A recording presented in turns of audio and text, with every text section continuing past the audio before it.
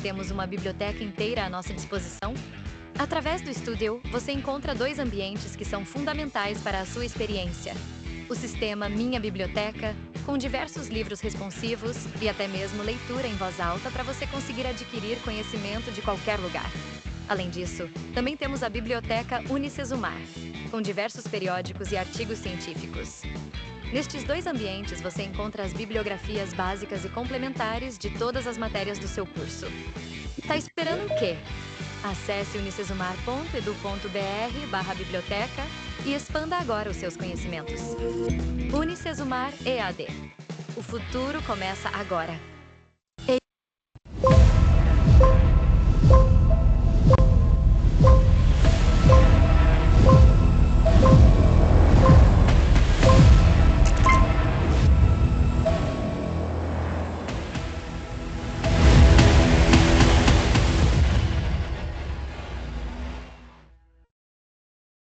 Boa noite, pessoal. Sejam todos muito bem-vindos à nossa aula de hoje. Pessoal, já passamos então da metade do nosso módulo, estamos caminhando para o nosso finalzinho já. Há algumas aulas pela frente, mas esse é o momento em que começa tudo a correr um pouco mais. E aí, novamente, eu entro em um assunto com vocês sobre prazos de atividades. Então, quero pedir a atenção de vocês. Sei que talvez a maioria de vocês também está cursando o TCC junto. Então, fiquem bem atentos com os prazos. Não deixem de entregar as atividades. Não deixem para a última hora também, para vocês não se prejudicarem, ok? Um recado importante também, nós tivemos o nosso Let's Talk semana passada, e aí muitos alunos têm me pedido o link da gravação, pessoal. O que que acontece? Nós tivemos uma única participação no Let's Talk que também não teve dúvidas. Então, nós não temos uma gravação no Let's Talk porque nós não tivemos essa interação com vocês, alunos. Então, por esse motivo que não tem a gravação para vocês. Mas se vocês tiverem dúvidas em relação ao trabalho de vocês, vocês sabem que vocês podem me mandar também, que a gente vai conversando e eu vou falando com a professora também, se necessário, ok? Bom, boa noite, professora. Bem-vinda novamente. Boa É, noite, Fique à vontade, prof. obrigada. Boa noite, prof. Renan. Boa noite, pessoal. Boa noite, alunos. Vamos iniciar hoje com a revisão da nossa unidade 6 e, no finalzinho, vou apresentar a nossa convidada de hoje. Tá? Ela tem super a ver com o tema da unidade. Eu quero que vocês recebam ela com muito carinho, porque ela veio falar com vocês mesmo doente, ela tá rouquinha, tá? Então, eu quero que vocês tirem o maior proveito possível, tá? Mas antes disso, a gente vai dar uma revisadinha, tá? Na nossa unidade. Hoje, né, então a gente está vendo a nossa unidade 6, que é a unidade de arquitetura segura, incêndios e acessibilidade, tá? Então, não se trata apenas de evitar acidentes, mas a gente também tem que projetar com responsabilidade técnica e social, tá, pessoal? A segurança contra incêndios e acessibilidade são dois pilares muito importantes, muito essenciais da arquitetura contemporânea, tá? Exigem conhecimento técnico e também sensibilidade humana. É o que eu já venho falando para vocês nas outras aulas, né? Se colocar no lugar do outro, prever a pior situação possível daquele ambiente, né? Então, a gente tem que se colocar no lugar do outro, então tem que ter essa sensibilidade, tá? Então, a segurança, ela é tão parte do projeto quanto a estética e o conforto, tá? E ela também está presente desde a escolha de materiais, que hoje eu vou falar algumas coisinhas, trazer um caso para vocês sobre um erro de especificação de material e o problema que isso deu, tá? E junto com isso, a gente tem que fazer as definições de rotas, as rotas de fuga, os acessos universais, né? Então, é um compilado de muitas informações técnicas que vocês precisam, né, sempre estar se aportando, ok? Então, vamos começar com os conceitos fundamentais da arquitetura segura, tá? Então, incêndios, acidentes, né, eles acabam marcando a história urbana e eles tornam-se, então, lembretes muito dolorosos de como a falta de planejamento pode custar vidas, tá? Em 1974, aconteceu um incêndio do edifício Joelma, tá? Lá em São Paulo. Esse incêndio, ele matou 187 pessoas, tá? E o prédio, o que que tinha? O que que aconteceu, né? Por que que foi um agravante? Ele não tinha rotas adequadas de fuga, tá? E nem escada pressurizada, tá? Coisas básicas, importantíssimas que a gente tem e aplica hoje em dia, mas isso custou vidas naquela época. E um pouco mais recente, mais conhecida por vocês, eu acredito, que em 2013, a Boate Kiss, né, em Santa Maria, no Rio Grande, foi um outro marco. Ela acabou vitimando 242 jovens, tá? E eles acabaram falecendo, tá? Um dos motivos, porque as saídas de emergência, elas estavam bloqueadas, tá? E o material de revestimento interno da boate era inflamável, tá? Então, é um compilado de erros que mudaram toda a situação, né? E esses casos, eles mudaram a legislação atual, né? Ajudaram a alterar a legislação e a cultura projetual, né? Dos projetistas, dos arquitetos, dos engenheiros, né? Então, hoje, né? Vocês, futuros arquitetos, precisam pensar na segurança como parte inseparável do projeto. Você não faz nenhum projeto sem pensar na segurança, tá? Eu trouxe aqui só uns... Ai, gente, perdão, aqui tá a legenda da aula passada, tá? Mas é um desenho, são vários esquemas, né, que foram feitos várias análises de como aconteceu esse incêndio, tá? Como que aconteceu o incêndio da Boate Kiss, né? Então, vocês conseguem observar que todas essas flechinhas, elas simulam a rota de fuga, tá? Que era compilada apenas aqui, tá? Na entrada principal. E não sei se vocês vão lembrar, mas houveram casos das pessoas que acabaram morrendo nessa área aqui, tá? Que, se eu não me engano, era fumódromo ou banheiro. Elas entravam, porque era uma porta, estava todo mundo entrando, mas elas acabaram, né, sendo pisoteadas, asfixiadas nesses ambientes, né? Então, por falta de uma sinalização. Aqui é uma ilustração 3D de como estava o Boate Kiss com o número de pessoas que estavam lá dentro. Gente, é muita gente. Tá? Então, vocês sempre têm que pensar que tudo que vocês estão projetando tem que ter essa previsão do maior número de pessoas, o limite de pessoas, né? Lógico. Aqui na Botkiss, ela excedeu o limite, né, atual permitido pela legislação. Mas eu trago esses exemplos para vocês. Eu sei que é pesado, quando eu montei essa aula eu fiquei mal, tá? Mas é necessário, tá? Eu preciso trazer essa realidade para vocês, né? Tentar chocar um pouco vocês. Mas, perdão, deixa eu só ver o que está acontecendo. Às vezes não está passando o slide. Está aparecendo conceitos fundamentais. Ué, vocês não estão vendo... Estão conseguindo ver o esqueminha com as flechas vermelhas? Às vezes é a minha internet aqui, que a prof está viajando hoje. Aí eu não estou em casa. Tá. Vou seguindo aqui, tá, gente? Qualquer coisa vocês vão me avisando. Enfim, né? Então, da Botkiss, como foi mais recente, então a gente tem bastante material.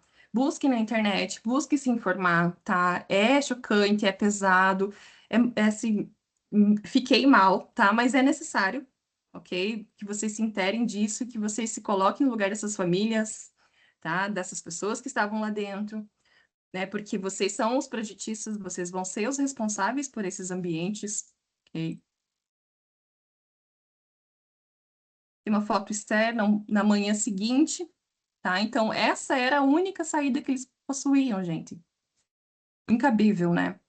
E essa aqui é uma foto da Folha de São Paulo, a primeira página da Folha de São Paulo, lá do incêndio do edifício Joelma, tá?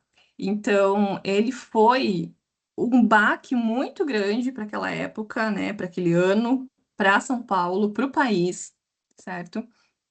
E foram, ao total, né, conforme eu fui pesquisando, 191 mortos, né, porque algumas pessoas foram hospitalizadas e acabaram morrendo, né, não no local.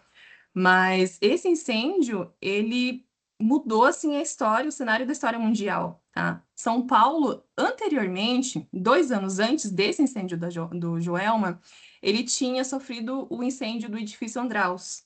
Mas o que que aconteceu no Andraus? O Andraus, ele possuía uma área externa, uma cobertura, em que as pessoas saíam, né, saíram dos seus apartamentos e subiram para essa cobertura, tá? E nessa cobertura elas ficaram, elas se abrigaram e helicópteros sobrevoaram e resgataram elas. Aí o que isso implicou para o acidente do Joelma? As pessoas que passaram, né, pelo Andraus, que assistiram, porque isso foi tudo reportado, tem fotos, tem gravações, assim, foi para televisão, e tem vídeos, então, e isso ficou na cabeça das pessoas que elas podiam subir, né, para o terraço e serem salvas de lá. E aconteceu que no Joelma, eles subiram para o terraço, mas não tem terraço, tá? Era apenas a cobertura, tá? Uma cobertura simples, vocês vão ver aqui nessa foto, tá? Olha aqui, pessoal, onde o helicóptero tentou resgatar algumas das pessoas, tá? Não é um terraço, não foi um resgate tão grande como foi no Andraus, tá? E esse aqui, eu só trouxe esse recorte, tá? Com essa imagem aqui, pesadíssima, sim. Mas as pessoas se jogavam, existem muitas imagens, e elas se atiravam das janelas para fugir das chamas, tá? Então, pensem que tudo isso é responsabilidade de quem projetou, né? Quem compra, quem mora, quem trabalha nesses ambientes não tem por que saber, não tem que ter noção básica, a noção é nossa, tá? Então, a segurança contra incêndio, ela é regulamentada por normas técnicas e leis estaduais, federais, tá? Então, cada estado, né, ele tem um código de segurança contra incêndio, tá? E no Paraná, por exemplo, a gente tem o decreto número 9.305 de 2018, tá? Mas existe um leque de normativas para a gente se aportar, tá? Então, o arquiteto, vocês vão precisar conhecer essas normas, precisam pelo menos saber encontrá-las, né? Encontrar as normas, aplicar as normas, né? Desde o anteprojeto de vocês, tá?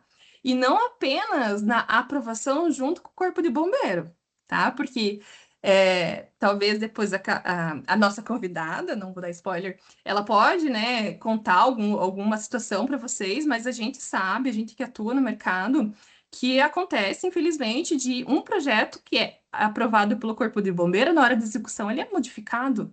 Isso é extremamente legal, extremamente antiético, que é o que diz a nossa disciplina, né? Então, a gente está fazendo algo para alguém, a gente está fazendo para o próximo. Então, a gente tem que pensar, né, que não é correto, é extremamente, né, antiético fazer algo assim. Então, a gente tem um conceito central de prevenção, né, que é controlar o fogo e permitir a evacuação segura. A gente tem que pensar isso, tá? Então, isso vai envolver 3 princípios básicos, tá? Que é, compartimentar. Então, a gente tem que evitar a propagação do fogo entre os ambientes, como parede corta-fogo, porta corta-fogo, né? Ai, professora, tem que fazer essa porcaria da escada. Vocês reclamam muito na hora do projeto das escadas enclausuradas, né? Das portas corta-fogo. É muito importante. Em seguida, né, a gente tem o evacuar. Então, a gente tem que garantir que essas pessoas, que os usuários saibam, né, sair desse local. Então, como que eles vão saber? Com informações claras, né? Informações claras, sinalização boa, né, e passagens desobstruídas, tá? E o terceiro, proteger, né? Então, a gente tem que escolher materiais e sistemas resistentes a fogo, tá? Projetos modernos, por exemplo, né, como o Museu da Manhã, lá do Rio de Janeiro, eles incorporam dentro do projeto arquitetônico um sistema de detecção de alarme, os sprinters, todos eles são integrados na arquitetura, tá? Então, o que acontece? Ele não compromete a estética, porém, o que é necessário aparecer, aparece. Né? O que é necessário, o que é importante ser visto, visualizado, aqui nessa imagem, por exemplo, né? O extintor, ele é extremamente visível, não importa, não importa, né, a estética nesse momento. O que a gente consegue trabalhar na estética os detectores de incêndio, alguns alarmes, né, os sprinklers, um pouco mais integrados na arquitetura. Mas o que é para aparecer, deve aparecer. Tá? Aqui uma outra imagem interna do Museu do Amanhã, tá? Não sei se vocês lembram, mas é aquele museu do Santiago Calatrava, né? Bem polêmico. Tem gente que chama ele de Baratinha, tá? Mas As imagens internas deles são bem bacanas, dá para ver toda essa integração, né, da arquitetura, de alguns sistemas. Tá? E eu trouxe aqui, porque às vezes dá essa dúvida, professora, o que é sprinters? Né? É essa estrutura básica, esse é um esquema basiquinho, tá? Ele é muito mais complexo que isso, ele é muito mais detalhado, tá? Mas ele é basicamente uma rede de distribuição de água, tá? Então a gente tem um reservatório, desse reservatório ele tem uma válvula de bloqueio, tá? Que ele é ativada com alarme, ele passa para essa coluna e é distribuído pelos ramais e cai naquele chuveirinho, tá? Igual de filme. Lembra do filme que vocês assistem, assim, ai, acende um cigarro, assim, em algum ambiente e estoura os chuveirinhos? É isso, tá? Então, um pouco sobre as rotas de emergência, tá? As rotas de emergência são o coração da segurança. Então, a gente tem a NBR 9077, tá? Que ela define, por exemplo, distâncias máximas de percurso, tá? Em prédios de uso público, tá? O usuário ele tem que alcançar uma saída segura em no máximo 40 metros, tá? Salvo algumas exceções. Mas então tem que pensar que a cada 40 metros, independente de onde o usuário esteja, ele tem que conseguir acessar uma saída segura, tá? Outra situação também são as escadas pressurizadas, né? Elas são obrigatórios em edifícios altos, né? E eles impedem, então, a entrada de fumaça e permitem, né, que as pessoas que estão saindo desse fogo, saindo dessa situação, elas fiquem seguras. Tá?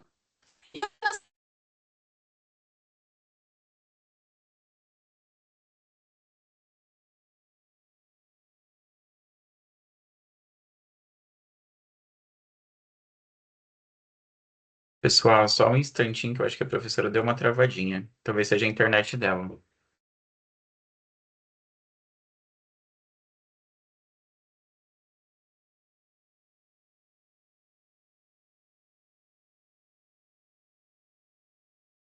Eu vou seguindo.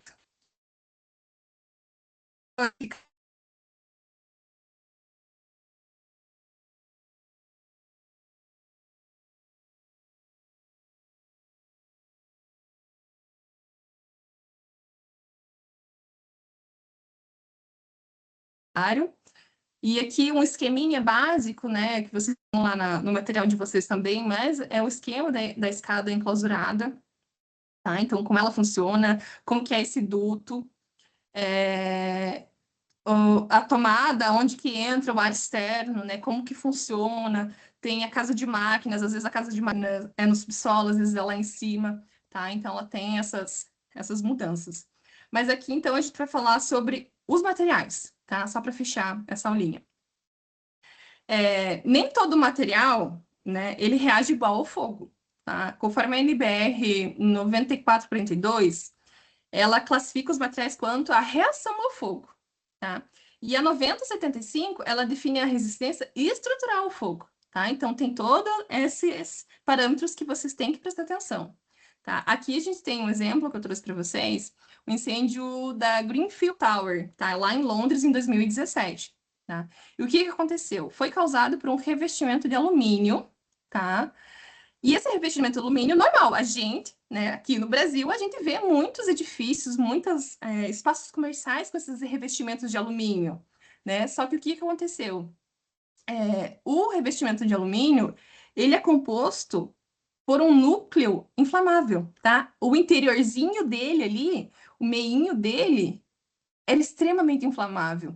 E o que que foi isso, então? Foi um erro de especificação, gente. Foi um erro de especificação de projeto.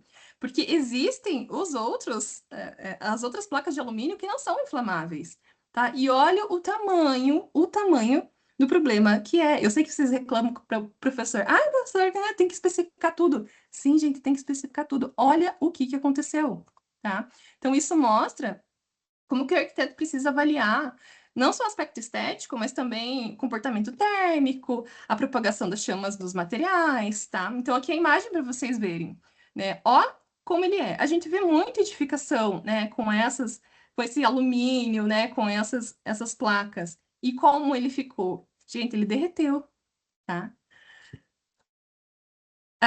Sistemas de detecção, então os detectores, alarmes, sprinklers, hidrantes, extintores, controle e manutenção de periódicos, né? Então, tudo isso né, ele tem que ter um acesso livre, né, uma identificação clara e um posicionamento muito estratégico.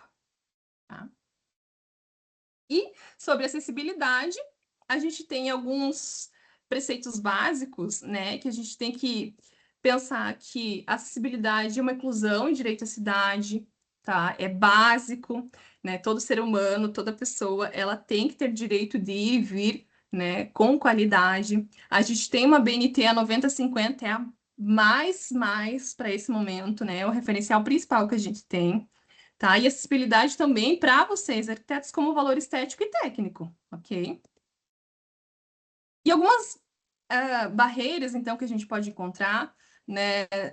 Existem várias, né? A gente tem degraus, sem rampa, porta estreita, banheiro inacessível, falta de sinalização, tá? Então, a gente tem que sempre estar pensando, né, que esses espaços devem funcionar para todo mundo, tá? Então, a NBR 9050 ela tem algumas medidas máximas e mínimas para inúmeras situações. Para rampas, por exemplo, a máxima é 8,33%, corrimãos, né, de 70 a 92 centímetros de altura, tá? Então, tudo isso a gente vai encontrando na norma, ok?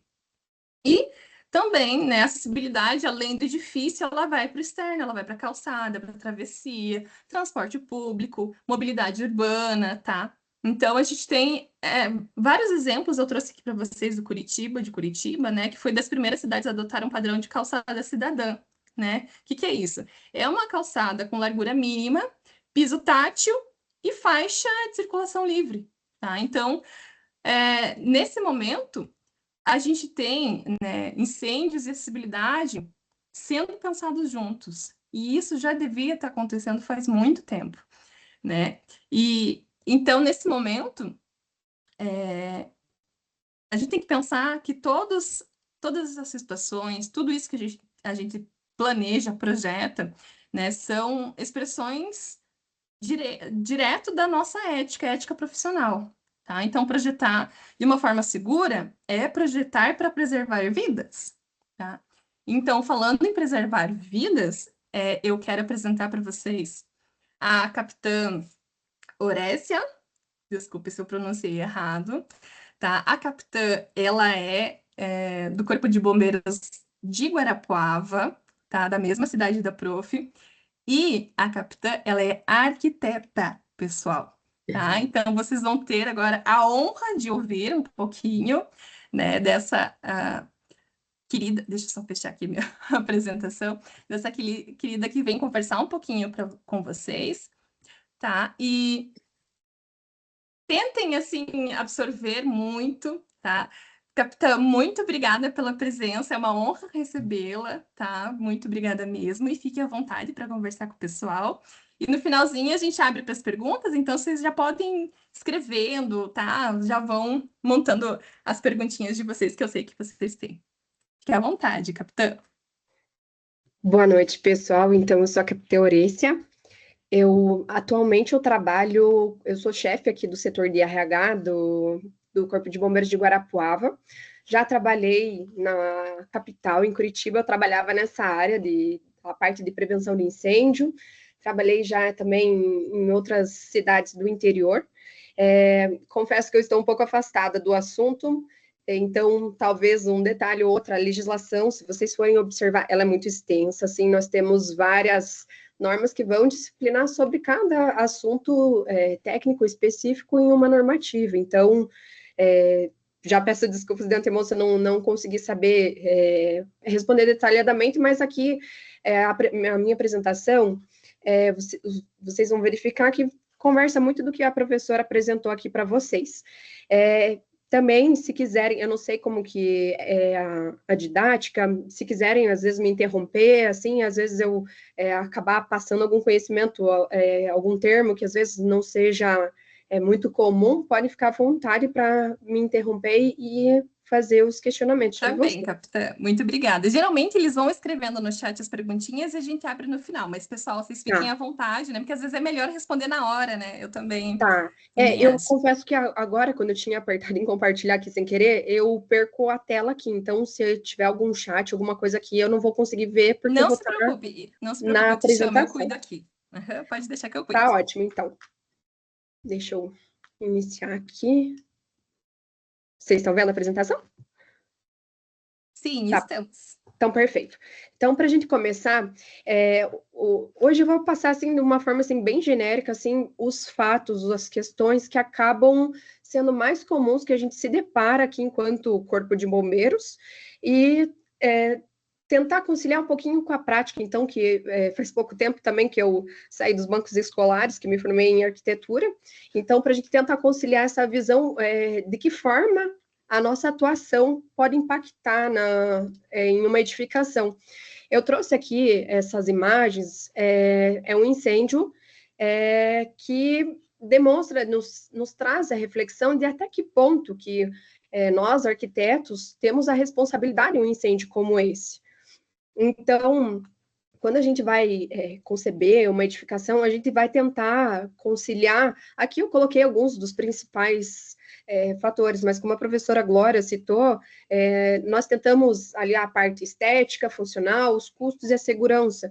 E assim, eu não vou trazer aqui que um é mais importante que o outro, porque no final das contas, o cliente, ele vai querer que o projeto dele integre todas essas funções. Então, a gente precisa encontrar um equilíbrio, a gente precisa projetar com segurança, mas a gente vai tentar viabilizar os custos. Obviamente, a parte funcional da edificação tem que ser atendida, e também a parte estética, que a gente sabe que acaba sendo uma questão muito importante, principalmente para os investidores, para as pessoas que vão morar, para as pessoas que vão utilizar a edificação. Então, por que eu estou falando dessa concepção? Porque aqui na nossa cidade a gente vê que é uma realidade muito comum, é que às vezes quando a edificação já está pronta, os profissionais procuram e tentam resolver a situação. E isso acaba indo totalmente fora da regra, fora daquilo que a gente espera, porque uma edificação, para ser concebida, ela precisa de um projeto, e o projeto ele não é só o projeto arquitetônico, a gente vai ter vários outros projetos complementares que fazem parte dessa edificação como um todo.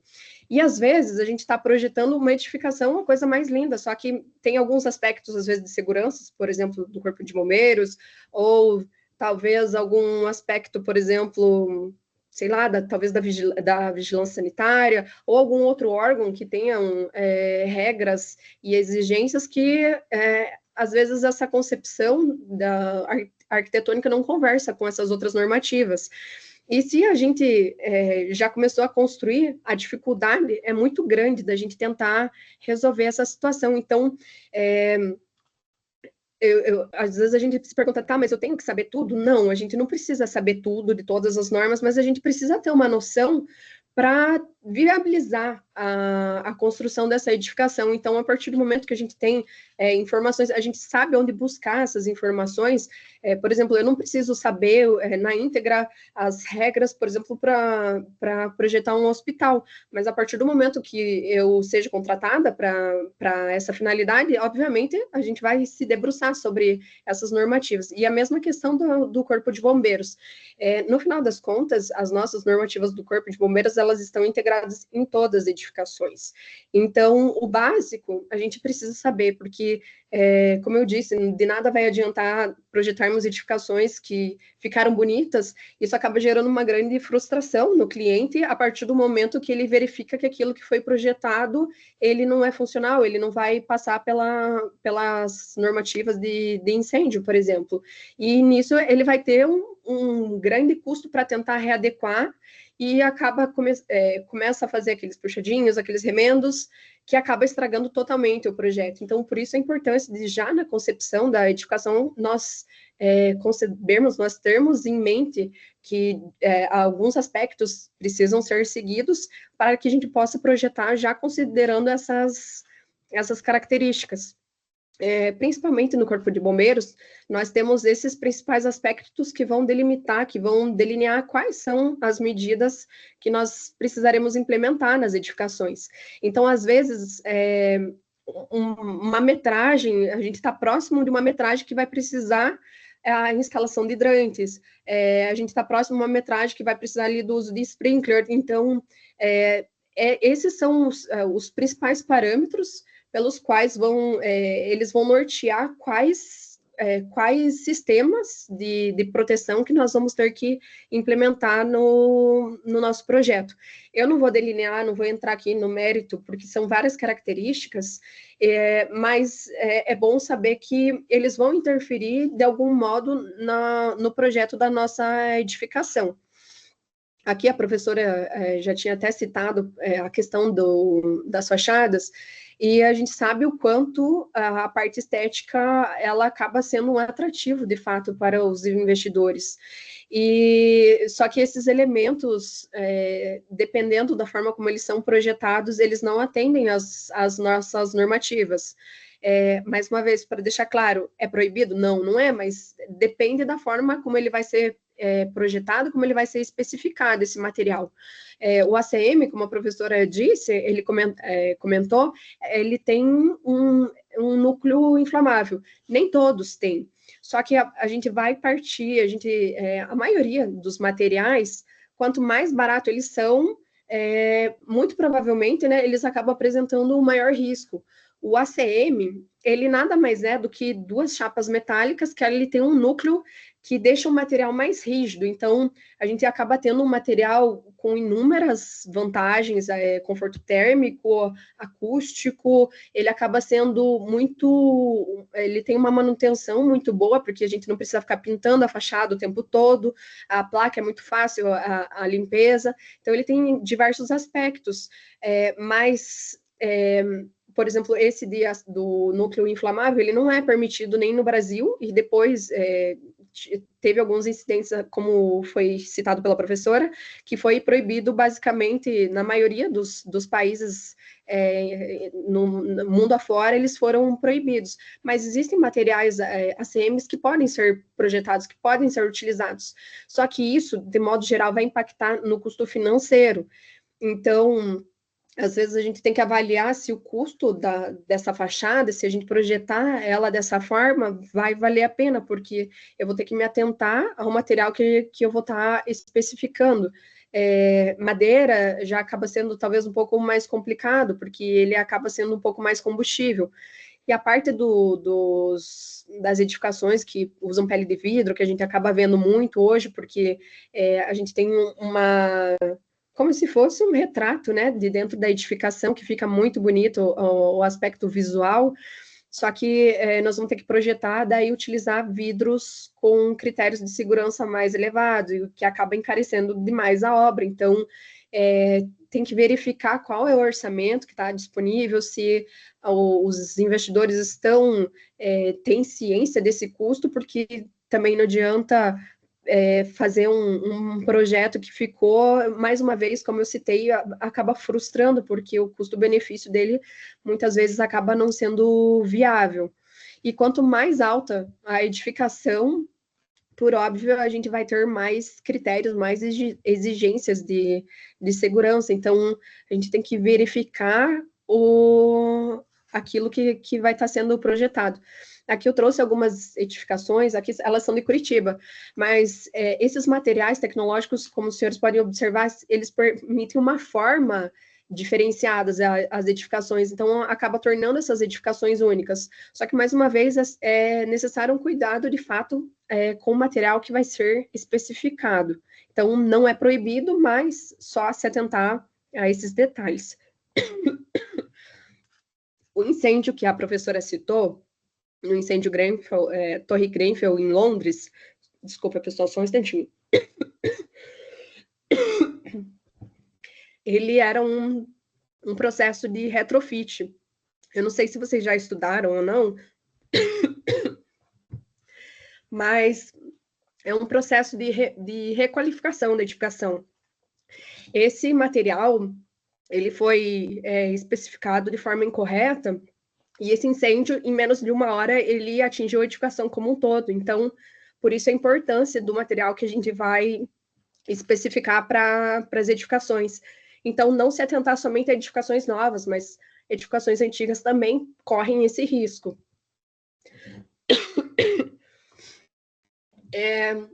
Os materiais de revestimento e acabamento também, como a professora citou, no caso da Boate Kiss, a gente não precisa ir muito além. Se nós verificarmos, às vezes, os auditórios, eles acabam utilizando muito carpê.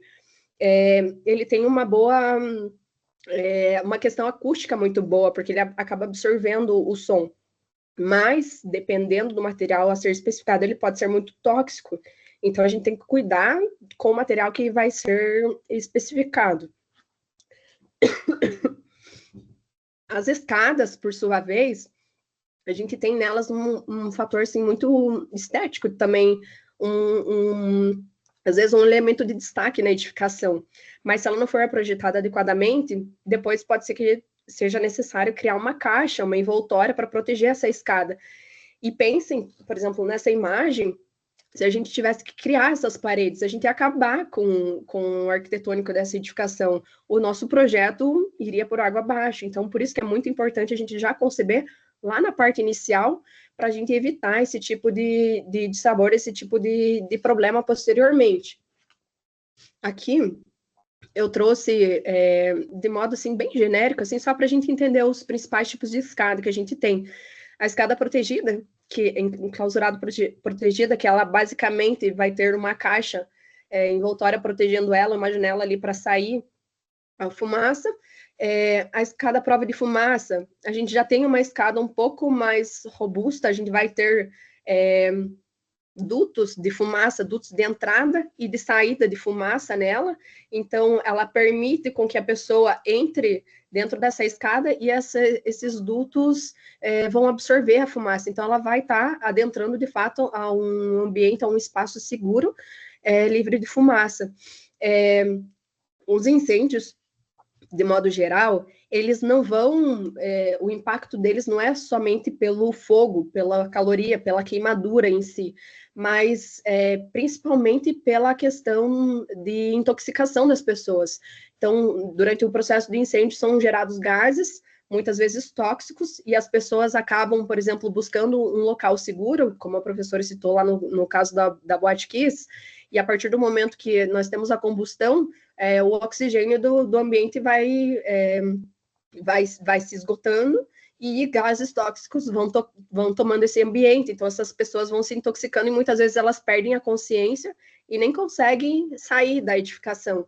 Então, por isso a importância, quando a professora citou que a escada ela é o coração da edificação, a escada ela é projetada para ser o último local que o fogo vai atingir, o último local se houver um colapso, é a parte que tem que ficar de pé, a última a cair, então é o espaço mais protegido da edificação, ela que, de modo geral, vai sustentar a edificação como um todo. Então, quando a gente vai projetar uma edificação, é muito importante a gente verificar o tipo, ela vai... as exigências vão variar de acordo com o tipo da ocupação, a altura da edificação, então tem alguns critérios, algumas tabelas que estão disponíveis nas nossas normativas para consultar qual delas vai ser exigida. E no último, a escada pressurizada, ela pode substituir a escada à prova de fumaça.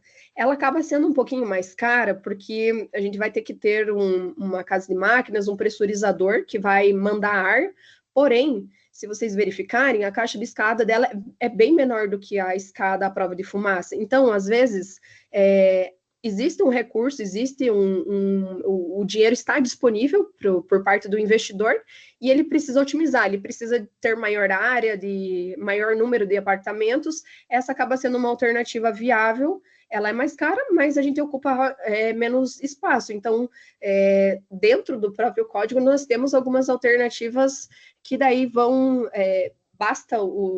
vai depender do profissional técnico verificar qual que é o foco dele, se é custo ou não, o que ele pode projetar e otimizar o espaço ou o recurso financeiro dos investidores. Então, por isso que é interessante, é importante a gente ter um mínimo de conhecimento delas para a gente poder direcionar já desde a concepção da nossa edificação, porque a partir do momento que a gente projeta uma escada mais simples, na hora de aprovar o projeto, vai ter esse apontamento.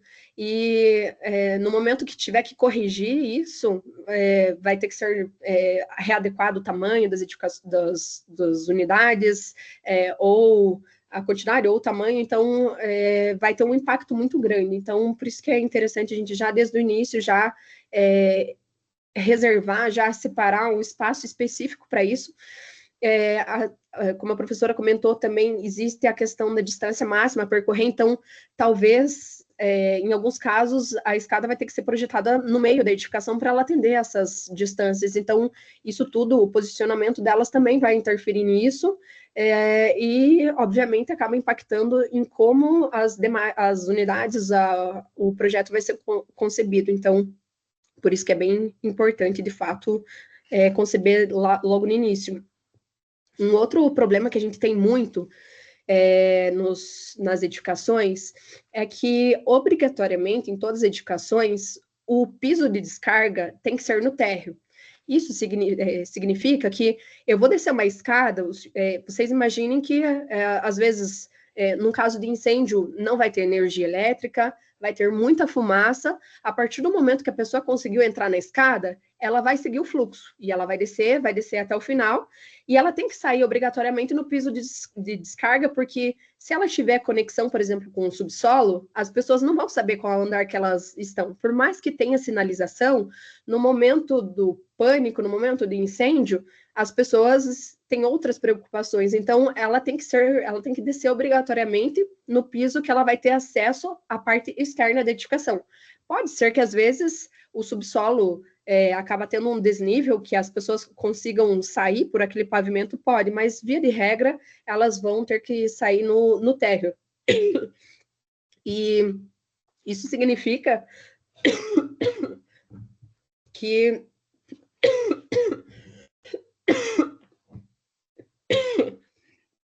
Pessoal, eu vou pedir só um minutinho. Capitã, fique à vontade, tome uma aguinha. Fique tranquila. Só um instantinho. Eu vou fazendo os comentários aqui do pessoal para você ouvir. Tá bom. Paula, eu estou no estágio 1 e tenho um projeto preventivo de incêndio que eu vou acompanhar. Espero absorver bem essa experiência. Aí o Antônio ele tem uma pergunta, a gente deixa para depois. E a Marlene comentou: consultei a legislação aqui do Rio de Janeiro. Capitã, a gente tem alunos do Brasil inteiro. Tá? Então, a Marlene lá do Rio, ela falou que ela consultou a legislação para o TCC, mas ela não achei muito claro. Eu sinto falta de um resumo simples para qualquer profissional consultar. Fica parecendo que a gente tem que ter noção de direito para entender as leis. Mas eu tento, leio bastante. Fiquei sem saber o que realmente seria indicado para a segurança do edifício. Aí, o André fez uma pergunta e o João também, né? As perguntinhas a gente deixa para depois. Tá, vamos tentar continuar aqui, só um instantinho. Deixa eu voltar à apresentação. Até mais uns 5 minutinhos, aí a gente já... Não, já estou terminando. Pessoal. Tá, é bem... Tá acabando já. Respirar. Então, essa comunicação significa só que, por exemplo, para eu acessar o subsolo, eu vou precisar entrar numa outra porta. Eu vou precisar acessar em uma outra parede, eu não vou conseguir descer. A quantidade de escadas também vai variar em função da altura, então, edificações muito altas, como eu citei, elas vão demandar de mais elementos de segurança. Então, por exemplo, uma edificação residencial acima de 60 metros, ela já precisa de 2 escadas. Outras ocupações, elas já vão precisar a partir de 36 metros de altura. Então, também uma informação bem importante, porque o corpo da escada acaba ocupando muito espaço. Guarda-corpos. A gente acaba verificando, por exemplo, desse lado, muitas edificações que têm guarda-corpo igual esse da lateral direita. Antigamente ele era permitido, porém, muitos casos de crianças que acabam escalando esse tipo de guarda-corpo e ele acaba não atingindo a finalidade dele, que é proteger as pessoas de uma eventual queda. Então, por isso que ao projetar, a gente precisa que esses elementos sejam na verticais, ou talvez um vidro de segurança que atenda os critérios, ou elementos que de fato vão atender às exigências, vão atender os parâmetros que estão dispostos na norma. Ele também tem a distância mínima entre esses vãos, porque esse na vertical, né? Porque também não adianta ser muito espaçado, porque uma criança acaba passando. Então, é disposta uma distância ali máxima que esses balões têm que ter. Portas abrindo no sentido de fuga. A gente vê principalmente nas edificações comerciais que as pessoas vão colocar direto uma porta de correr, e nem sempre é o adequado, porque locais que têm uma capacidade de público acima de 50 pessoas devem abrir no sentido de fuga. Até 200 pessoas é permitido que tenham portas de correr, mas existe uma exigência de um termo de que as portas vão ficar permanentemente abertas durante o uso. Então, é possível, mas tem essa característica. Acima de 200 pessoas, a gente vai precisar ter obrigatoriamente essas portas com barra antipânico. Então, também, a depender da ocupação e da quantidade de pessoas que vão habitar, e que vão utilizar essa edificação, a gente vai precisar ter uma atenção para essas características. O extintor, que a professora comentou, existe até a possibilidade de utilizar um extintor cromado, mas observem que o preço, o valor dele, acaba sendo um valor bem desproporcional. Então, a finalidade, de fato, é que esses elementos fiquem expostos. Muitas vezes vai comprometer a questão estética, mas a segurança acaba vindo em primeiro lugar. Então, a gente tenta conciliar o máximo possível a questão estética e funcional, mas tem elementos, tem situações que a gente vai precisar que eles estejam visíveis para o uso. E acho que da minha parte, assim, seria mais isso. As edificações existentes, elas podem também... existem modos de tentar consertar. Eu, inclusive, faço parte da comissão técnica aqui, que são os casos que ou fogem à regra ou foram executados de forma errada, só que sempre existe, a gente faz uma análise e existe uma necessidade de você tentar compensar por outras medidas. Então, não tem como simplesmente o Corpo de Bombeiros aceitar, a gente já construiu assim e pronto, porque nós estaríamos assumindo uma responsabilidade por algo que foi projetado inadequadamente, e a partir do momento que acontece um acidente, o juiz, o promotor, ele não vai querer, ele quer saber quem é o responsável, porque alguém vai ter que indenizar essas famílias, essas pessoas. Então, existe uma necessidade, uma atenção muito grande para que esses locais sejam projetados adequadamente. Então, muito cuidado, sim. Nós temos, o Corpo de Bombeiros dispõe de plantão técnico, então, a partir do momento que estão, às vezes, projetando uma edificação, fazendo um projeto, existem profissionais que vão tirar dúvidas, então, é possível utilizar esse serviço, só que não trata-se de uma consultoria, mas é algo voltado para o projeto específico que está sendo feito, ele tem que já estar protocolado, porque para a gente tirar dúvida, a gente precisa analisar o caso concreto. Atualmente, nós estamos passando também por um processo, pelo menos aqui no Paraná, em que a análise está sendo centralizada em algumas cidades, então ela está sendo virtual, os protocolos ocorrem de modo virtual, a análise retorna também da mesma forma, então está ocorrendo um processo de digitalização desses sistemas, não é necessário mais ficar entregando, no primeiro momento, para as análises, os projetos físicos. E a nossa normativa, como eu disse no começo, ela é bem extensa, são 42 normas de procedimentos técnicos, algumas se desdobram em parte 1, 2 e 3, então são mais extensas, mas vocês conseguem verificar de acordo com aquilo que vocês estão projetando, de fato. Como eu disse, também não é necessário saber tudo, existem profissionais que trabalham somente, talvez, com a parte elétrica, estrutural, tem também profissionais que trabalham só com a parte de incêndio, Só que não adianta vocês trabalharem sem saber o básico, talvez a escada, alguns elementos que vão direcionar, porque depois o projeto não vai passar, não vai ser funcional e vai ter que ser refeito. Então, é bom já, desde o início, ter em mente esses elementos para que vocês consigam projetar de uma forma mais adequada e segura. E fico à disposição para eventuais dúvidas, situações que eu possa contribuir para a formação de vocês. Tá, muito obrigada. Eu vou abrir para as perguntinhas do pessoal aqui. O Antônio, ele pergunta assim: boa noite, capitã. Durante a fase do projeto, quais medidas de segurança são mais críticas para evitar pendências na obtenção do alvará do bombeiro? O erro mais comum encontrado, por exemplo. Mas acontece, assim, maior erro. É o maior erro. A gente tem muita dificuldade, de fato, na parte das saídas de emergência, porque são vários elementos, o tipo da escada.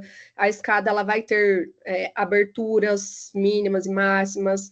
A professora tinha comentado por exemplo, a porta corta-fogo, ela é uma porta mais resistente, então, às vezes, a especificação de que aquela porta tem, as distâncias acabam sendo um fator bem importante também, que muitas vezes acabam sendo desconsiderados e são analisados. O cálculo também, a largura das saídas, a largura das escadas, existe um cálculo, utilizado, verificada a questão da fórmula de Blondel também. Então, são muitos detalhes para um único aspecto. Então, se forem observar, por exemplo, só a saída de emergência, existe uma norma somente para essa finalidade.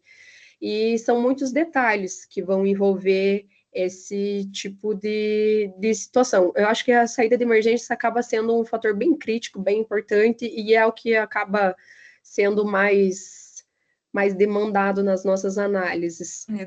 Tem mais incidências, né? Uhum. A gente tem mais uma pergunta do Antônio. Não, perdão, do Antônio. Aqui, do André. Houve alguma mudança ou novas regras para o tipo de material de isolamento acústico usado em bares, boates e similares depois do incidente com a Kiss? Teve grandes mudanças. A nossa normativa, eu lembro que ela estava se estabelecendo, a gente teve uma mudança, foi o nosso código, o atual, da forma como ele está, em 2012, ele entrou em vigência.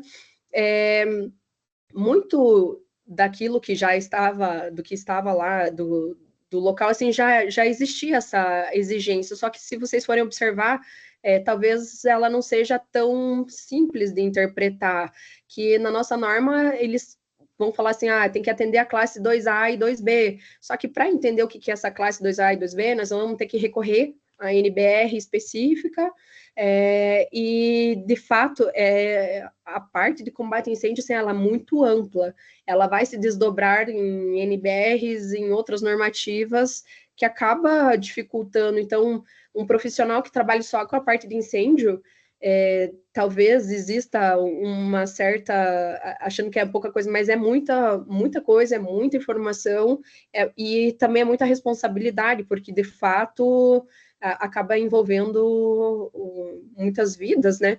Mas na época eu estava também em Curitiba e eu lembro que foi o momento que nós intensificamos as nossas fiscalizações nos estabelecimentos, e se forem verificar no nosso código, os locais de reunião de público são os locais que têm mais exigências devido a essa concentração de público nesses locais. Então, e muitas vezes são locais que as pessoas acabam ingerindo bebida alcoólica, acabam não estando 100% da sua consciência, então isso acaba agravando e as exigências acabam sendo as maiores para esse tipo de estabelecimento. Então, é um cuidado redobrado. Por exemplo, nas normativas, nas nossas, por exemplo, como a professora citou, elas são estaduais, mas aqui na nossa do Corpo de Bombeiros do Paraná, nós temos a exigência para locais de reunião de público ali, a exemplo da Boate Kiss, de ter no mínimo 2 saídas, e elas têm que ter uma distância entre elas, porque a finalidade é que as pessoas que estejam em cantos, em locais opostos, por exemplo, elas consigam sair dessa edificação. E a gente não tem, no povo, na nossa cultura brasileira como um todo, a gente não tem uma cultura desenvolvida de chegar num estabelecimento e olhar quais são as opções, né? No caso do incêndio, por onde que a gente sairia, porque isso acaba facilitando a partir do momento que a gente conhece um local, a gente vai saber se direcionar, talvez com a visibilidade afetada. Mas a partir do momento que a gente não conhece, está visitando um local novo, muitas vezes aquele local, no momento de pânico, principalmente, acaba virando um labirinto. Então, a nossa cultura também é necessário que a gente comece a adotar, assim, mudar a nossa postura, né? Ok, tem mais uma perguntinha, mas eu acho que eu vou deixá-la para eu perguntar para a capitã e eu trago para vocês na próxima aula, tá? Só para não atrasar vocês na continuação das outras matérias, mas eu queria agradecer muito a capitã. Eu acho que foi de muito proveito para nós. Muito obrigada pela participação. Eu sei que você está Imagina. doentinha, ficou sem voz, assim, eu não tenho como agradecer em palavras, tá? Imagina. Essa participação. E, pessoal, espero que vocês tenham gostado, tá? E boa noite a todos. Oi, para Fernanda. Já encerramos. Muito obrigado, professora Glória. Muito obrigado também, capitão, por enriquecer tanto a nossa aula. Imagina. Foi uma honra tê-la aqui conosco. Bom, pessoal, só um recado importante antes da gente finalizar a aula, então. A professora Leciane pediu para avisar que quem é orientando dela, que teria orientação agora às 9 horas, devido a questões de saúde, ela não vai conseguir fazer orientação hoje. Então, vai ficar remarcada para sexta-feira, das 18 às 20 horas, ok? Então, sexta-feira vocês vão ter orientação para compensar a de hoje que vocês não vão ter. Somente para quem é orientando da professora Leciane, tá bom? Bom, professoras, muito obrigado. Ótima noite a todos e até a próxima. Tchau, tchau. Tchau, tchau.